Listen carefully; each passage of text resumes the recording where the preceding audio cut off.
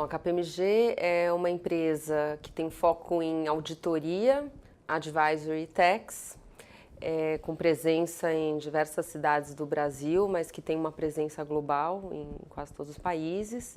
E aqui no Brasil eu sou responsável pela área de tributação internacional.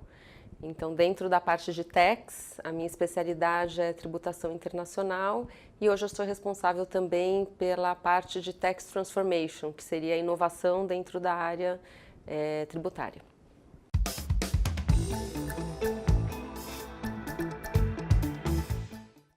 Bom, assusta bastante. Eu acho que é um dos principais entraves para o investimento estrangeiro no Brasil. Então, claro que a gente tem altos custos de produção, a infraestrutura é deficiente, é um país que, principalmente nos últimos anos, se tornou um país com risco, né, político-econômico um pouco maior do que o que a gente já teve. E a questão tributária, não só agora, mas já há bastante tempo, sempre foi o principal entrave. Então, é claro que quando está indo tudo bem, é mais fácil. Quando você está numa época de crise, a questão tributária e os custos e toda a burocracia associada se tornam mais importantes ainda. E o que assim, me entristece um pouco é saber que a gente poderia estar usando essa ferramenta tributária exatamente para atrair mais investimentos estrangeiros, para fomentar a economia, né, de uma forma geral. A gente vê outros países fazendo isso com bastante eficiência, mas o Brasil, acho que tem tantos outros problemas para resolver no momento e essa questão tributária acabou ficando realmente num segundo plano, sendo tratado de uma forma muito pontual quando tem uma emergência, né, quando tem um incêndio para apagar e não como realmente algo estratégico com um plano de longo prazo.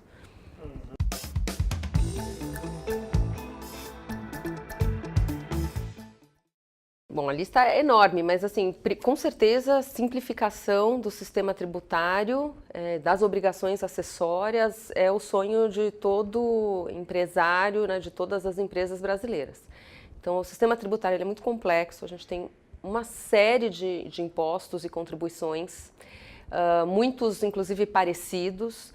A legislação ela é muito complexa e mesmo nós que atuamos e somos especialistas, né, na área tributária, às vezes temos dificuldade de fazer a interpretação mais adequada. Às vezes a própria interpretação do fisco é a interpretação menos técnica e a mais favorável, né, para os interesses de aumento de arrecadação. E independentemente da carga tributária ser alta, essa complexidade e as incertezas que fazem com que o cenário fique muito ruim. Então você tem que ter uma área hoje muito grande para cuidar da parte tributária da empresa. Mesmo quando você acha que está fazendo tudo certinho, você pode ser autuado, o que os tribunais vão decidir, quer seja na esfera administrativa ou judicial, muito incerto. Então muitos julgados ou muitos posicionamentos que já estavam praticamente consolidados depois são alterados, quando tem, por exemplo, uma alteração na composição de juízes, né, de decisores, e também dos interesses ali do momento. Então, acho que a complexidade, com certeza, é número um. E aí, puxando aqui um pouco a sardinha para o meu lado na questão tributária, também olhando para o investidor estrangeiro, as nossas regras elas são completamente incompatíveis com as regras internacionais, né? Então, o mundo inteiro tenta mais ou menos se uniformizar para que você tenha uma linguagem única, não necessariamente a mesma regra tributária, mas uma linguagem, um direcionamento único. E o Brasil sempre tem regras que são completamente diferentes dos outros países. Então, para um investidor estrangeiro que opera em vários países, conciliar todo o compliance dele nos outros países com o do Brasil é muito difícil. E uma das soluções que a gente visualiza e que aí teve um sopro de esperança, eu não sei como que isso vai ficar agora depois das eleições, é a entrada do Brasil na OCDE. Então, por todas as críticas que possam ter, é o clube dos países ricos, eu tenho conversado com muitos sócios, né, da área tributária da KPMG de outros países, por exemplo, Chile, que é um país da América Latina que ingressou há menos tempo na OCDE, e perguntei como é isso, ele falou, olha, você não precisa aceitar todas as regras, você simplesmente vai partir das mesmas regras comuns e básicas, mas o país ele tem o direito de dizer, olha, isso aqui eu quero fazer diferente, isso aqui eu me reservo o direito de. Então, entre o ponto no qual nós nos encontramos hoje, que é não sermos membros da OCDE e sequer tentarmos algum tipo de harmonização. E esse segundo ponto, que é sermos membros da OCDE com todos os cuidados, com todo um estudo, né, necessário para a gente sair ganhando e não perdendo nesse jogo, eu acho que tem um espaço enorme aí para debate e eu vejo muito pouco esse debate acontecendo, né? O Brasil fez um pedido oficial para ingressar na OCDE. Nós, como KPMG, temos participado de alguns fóruns de discussão exatamente para tentar fazer essa aproximação entre o que é o mundo OCDE e o que é hoje ainda a realidade Brasil, mas a gente percebe que o assunto aparentemente não está tão quente, ele não está sendo tão debatido quanto deveria, porque eu acho que realmente seria uma grande oportunidade para nós.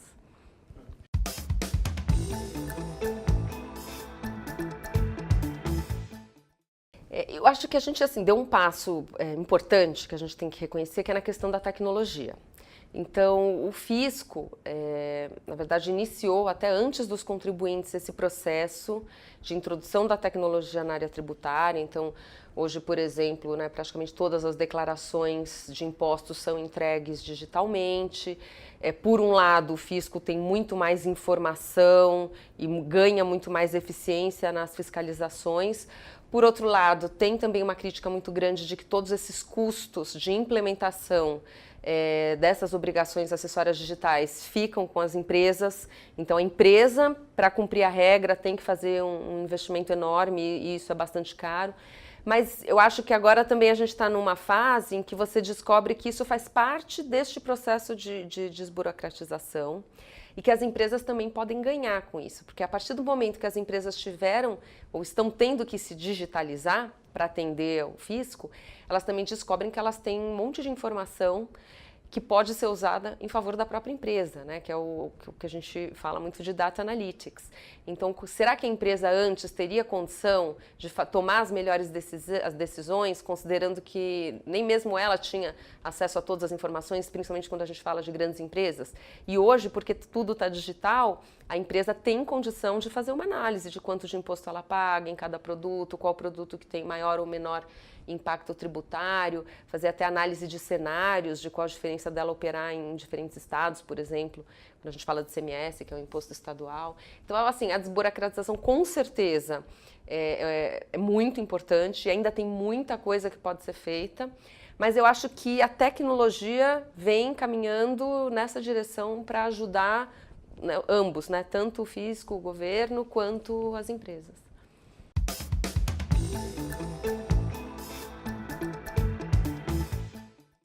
Hoje, lá na KPMG, nessa área de Tax Transformation que eu lidero, que é basicamente a transformação digital na área tributária, ela tem dois grandes enfoques.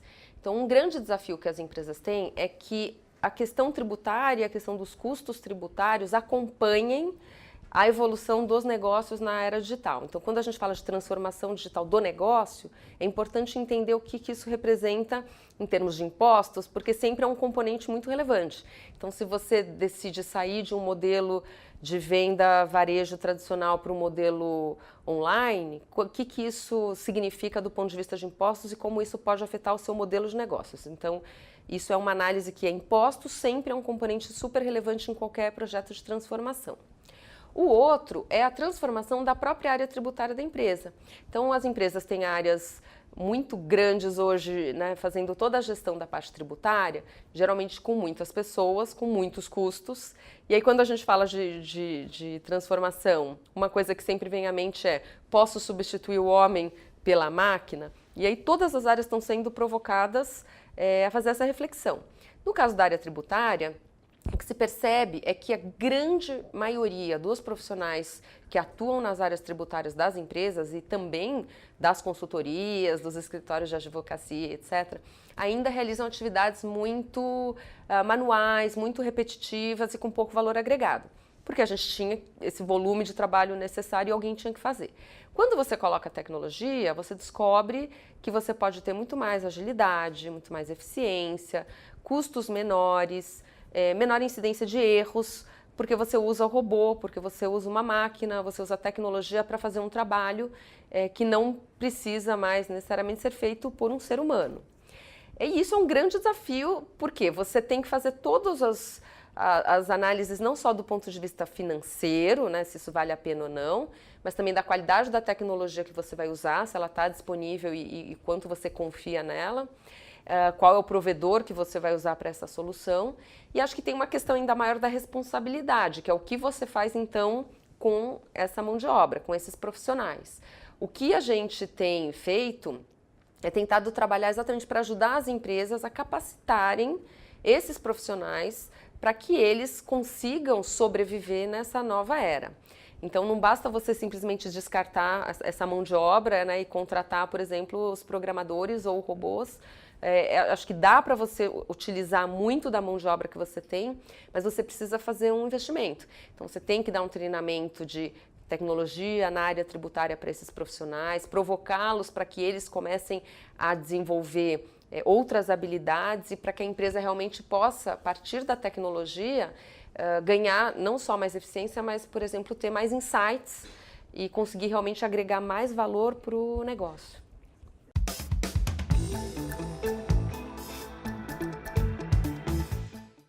Acho que a gente teria condições de enfrentar, mas eu acho que a gente está ainda alguns passos atrás. Então, na verdade, assim, existe uma discussão hoje no mundo inteiro que é a tributação da economia digital. Esse hoje é o principal assunto da área tributária, por exemplo, na Europa, e passa por como tributar modelos de negócios, né, digitais que não se encaixam na legislação atual. E quando você fala de um cenário internacional, em que país, por exemplo, eu vou pagar o imposto? Porque você pode ter empresa que foi fundada num país, mas a tecnologia dela foi desenvolvida em outro, ou foi transferida para um terceiro, e você pode ter um site, uma plataforma num outro país, e você pode ter um mercado consumidor ou usuário enorme daquela plataforma num outro país, né? Então é muito comum, por exemplo, que empresas de tecnologia estrangeiras operem no Brasil sem ter uma presença física no Brasil. Então, porque todo mundo tem acesso à internet, você consome aquele conteúdo. E não necessariamente essa empresa precisa abrir uma empresa no Brasil, ter CNPJ, pagar impostos.